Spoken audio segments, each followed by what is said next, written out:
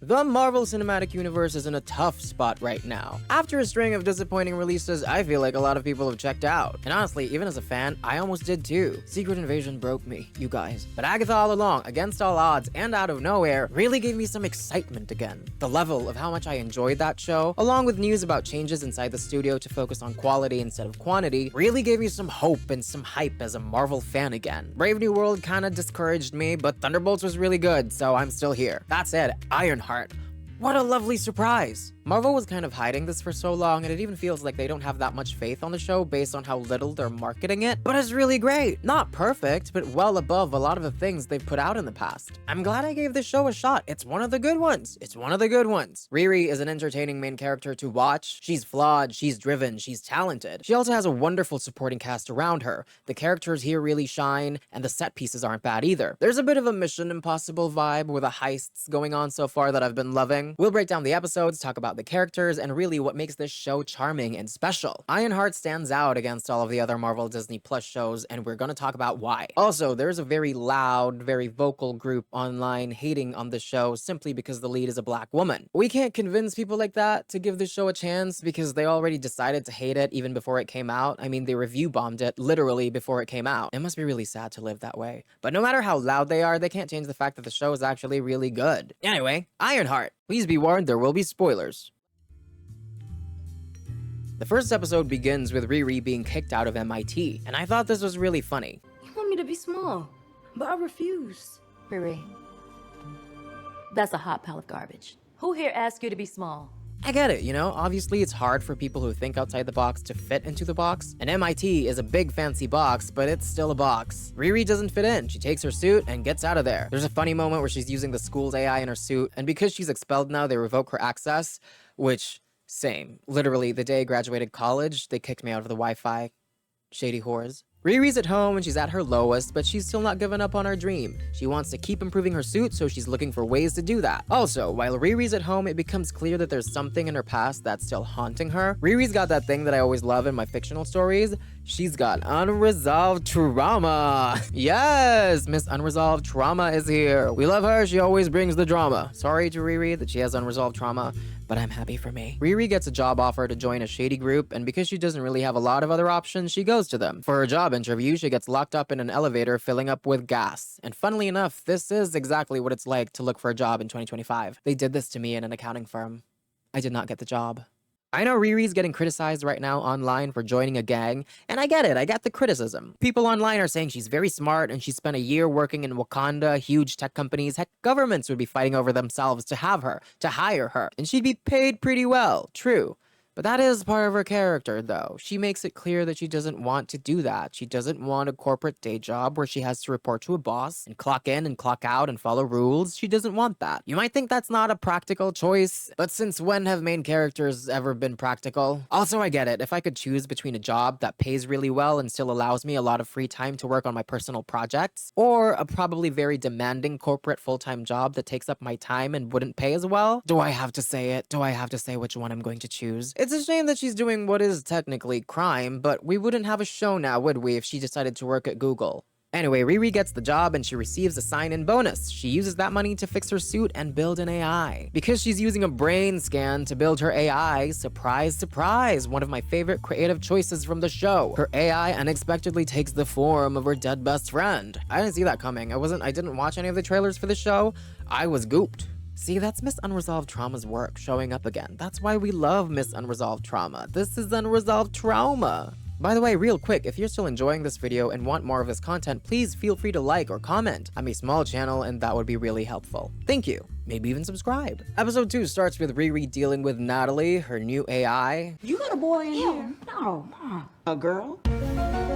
After that, we are formally introduced to the gang, and so far they seem alright. They're a lively bunch. Season 9 of Drag Race was the first season I ever officially tuned into, and that was Shay's original season, so seeing Shay here feels heartwarming. RiRi is still continuing the upgrades of her suit, so she's looking for parts with the help of Natalie. Their relationship is honestly my favorite in the show. I love their dynamic. The actors have chemistry with each other, and you can really feel that the characters are best friends, especially when they're bickering. They have a rhythm and a sense of familiarity with each other that really reminds me of my dynamic with my friends. Also, I like that Natalie, even though she's technically an AI, feels like she has a mind of her own. She argues a lot with RiRi. Jarvis had some personality and some humor, and he was great. His dynamic with Tony was great, but I like that we get to see another type of dynamic between an AI and their user now. I like that this is different from Tony and Jarvis. I guess that's because Jarvis was programmed to act like a butler, and Natalie's like a best friend. After Natalie and her relationship with RiRi, the second biggest highlight of the show for me is Joe. At least allegedly, his name is Joe. He's the guy RiRi goes to blackmail for parts, and he's so funny. He has very little self-esteem in this episode. That said, RiRi got lucky with him. I don't know what her plan was to just randomly show up to a black market dealer's house with a suit that didn't seem functional yet because she had to haul it around. If Joe had been a different type of guy, if he'd been dangerous, this would have gone very differently for her. But anyway, I love their dynamic too. I think the mechanical suit is really cool. I haven't ever encountered a person say they like the nanotech suit better, so I'm glad that the show brings up mechanical suit-ups. That's a good thing. RiRi does the heist with the gang, and I thought it was really fun. Again, this and the heist in episode 3 gave me major Mission Impossible vibes, and I mean that as a compliment. They were fast-paced, exciting, and fun. This thing RiRi does where she controls her suit's disengaged hand, I hope we get more of that, please. As RiRi and Natalie escape, they get confronted by a security guy with a gun, and Natalie freezes. And here she is again, you guys, Miss Unresolved Trauma. That's why we love her. The Hood saves RiRi because, oh, he has powers and he can turn invisible and bend bullets. His powers aren't tech-based, they seem magic-based. And that's another thing that I really love about this show. I love that we finally have a meeting of the MCU's more techy sci-fi side and its more magic-y fantastical side. We kinda had that before with Stark and Strange meeting and working together in Infinity War, and I love that there's more of it this time. I love when robots meet wizards. I love it. This is a small moment, but my heart breaks for RiRi's mom when she asks RiRi if she could make an AI for her stepdad too. So far, the show's been focusing on RiRi's grief, but it's nice that it allowed us to see Mrs. Williams' grief too. Also, personal opinion, bringing dead people back through AI is grim and ghoulish. But, you know, Mrs. Williams is a grieving woman, and this is fiction. This is a fictional story, so I can sympathize with her. And RiRi also makes Natalie by accident. She doesn't set out specifically to resurrect her through AI. This was an accident. Please don't do that in real life, especially these days with a technology that can do that. It's tempting, I know, but it's a band-aid solution, and in the long run, it won't help you accept your loved one's very real and very permanent death. The episode ends with Joe finally learning to stand up for himself. He seems unhinged, and if he were a real person, I would be scared. There's a darkness to him, covered by his silliness, but it's there. I love him because he's not real, but if he were real, I would run away. Episode 3 has Joe forcing RiRi to help him with his ideas, or else he's going to tell her mom about her activities. And it's silly, it's played in a silly way, but again, there's that bit of darkness there looming under him. Right after that, RiRi also gets forced by Natalie to hang out with her. Sounds like you've got a rock and hard place situation. Some bull. How I get blackmailed twice in 5 minutes? That was funny. I really love how Natalie switches between appearing as a projection and also using RiRi's suit to move around. It's like, in addition to her suit, RiRi also has a robot friend like a Baymax or a Terminator, but hers is the fun AI ghost of a dead teenager named Natalie. I really like Natalie. We get the reveal that Joe is actually Ezekiel Stane, as in Iron Man 1 villain Obadiah Stane's son, and I did not see that coming, but it makes a lot of sense, and it doesn't feel like a forced connection at all. It feels like it has actual thematic relevance and like it's an integral part of the story the show wants to tell. We get this really cool suit down moment. The gang goes on to do another heist. This time, RiRi goes off secretly on her own to get a piece of the Hood's hood, to investigate him further because she's starting to have doubts about him. The heist goes wrong and the facility's alarms are triggered, so everyone is trapped, but luckily enough, RiRi gets a piece of the hood. While trying to escape, one of the other members of the gang catches her with a piece of the hood and they fight. I like the realism of RiRi herself not being that great of a fighter. She is younger and a nerd, so I love that outside of her suit, she's not much of a physical threat. This makes her feel real and more vulnerable. Natalie rescues RiRi, and gosh, I love the suit up. Again, so cool. Fuck yeah. They leave the man for dead, and they go home. That choice to leave the man to die shakes RiRi, but I love it. I appreciate it. I didn't really think that this show would go there, but they did. And I like that it actually really affects RiRi, and she doesn't shrug it off. She essentially killed a man, but if she hadn't, he would have ratted her out. She had to make a hard choice, and I love that. I love my characters making hard choices. And RiRi, at this point, she's been very confident and very cocky and very proud. The way we are when we're young, we feel immortal and we feel unstoppable. I'm glad the show isn't holding back on making her make mistakes with consequences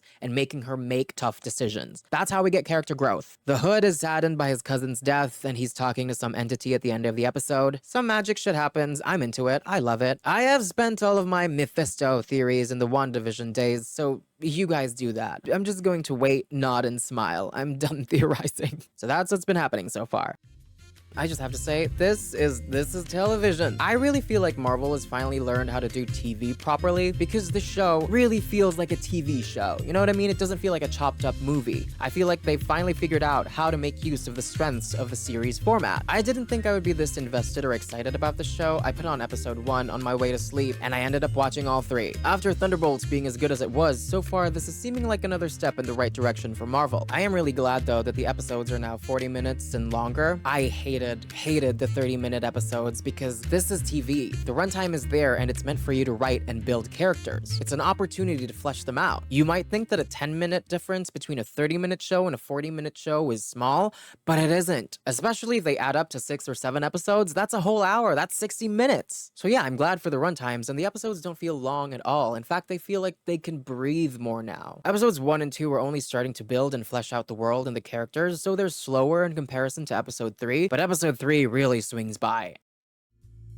Now for the characters. You can really feel the extra minutes the show has through them because they feel real and they're the stars of the show. Yes, the set pieces are fun, but just like Thunderbolts, the characters are the stars here, and their existence really sets the show apart from all the other previous Disney Plus shows. I didn't really feel anything when this happened. It's the climax of the series, and I didn't feel anything. This fell flat. But now I'm really worried something bad is going to happen to Ezekiel because RiRi dropped the mesh he lent her. The guy scares me, but I like him, and now I'm really worried for him. That's what happens when you write characters well. And at the end of the day, I really like that the story really is just about RiRi trying her best to realize her dream. She wants to develop her suits so they can be used for faster emergency responses. My suits would shorten the response time of first responders, firefighters, search and rescue teams, etc. RiRi's stepdad and best friend died from a drive-by. It doesn't really take much thinking to connect her dream of using technology for faster emergency responses with how her friend and her stepdad died. Maybe emergency services, maybe the paramedics got to them too late, and if they had been there faster, RiRi's stepdad and best friend could have been saved. And I think that's really sad, but also really beautiful in a way. The show is teasing that there's something more to Natalie, though, that she's more than just AI. She has memories that she technically shouldn't really have because she's just code, but she has them. And I think that's really cool, given how the show has fantastical and supernatural elements. Natalie is my standout, as well as her relationship with RiRi, and second to that is Ezekiel Stain. He's a fascinating character. Strange, but in a good way. Props to the writers, because RiRi's great, but she's made even greater by the supporting cast of characters and the world that the show is built around for her. That said, the show isn't perfect. And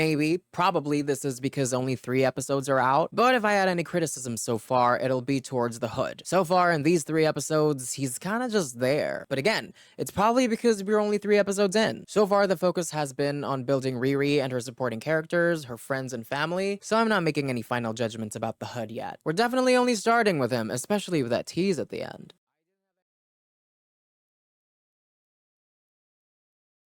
I didn't have any expectations going into this, and honestly, if I did have expectations, it would be that the series would be forgettable or bad. The thought of a Marvel Disney Plus show still brings up negative emotions in me. They've disappointed me so many times at this point. The brand is damaged. The reputation is not good. Yes, I enjoyed Agatha, but that didn't feel like a typical MCU show. It felt like its own lovely little thing. This show has a tough road ahead of it. As Thunderbolt showed, even if it's a good story, the MCU has just broken so much of the audience's trust at this point that they might not show up anymore. Plus, the show is being targeted by that crowd for having a black female character lead and for having black people in general and queer people.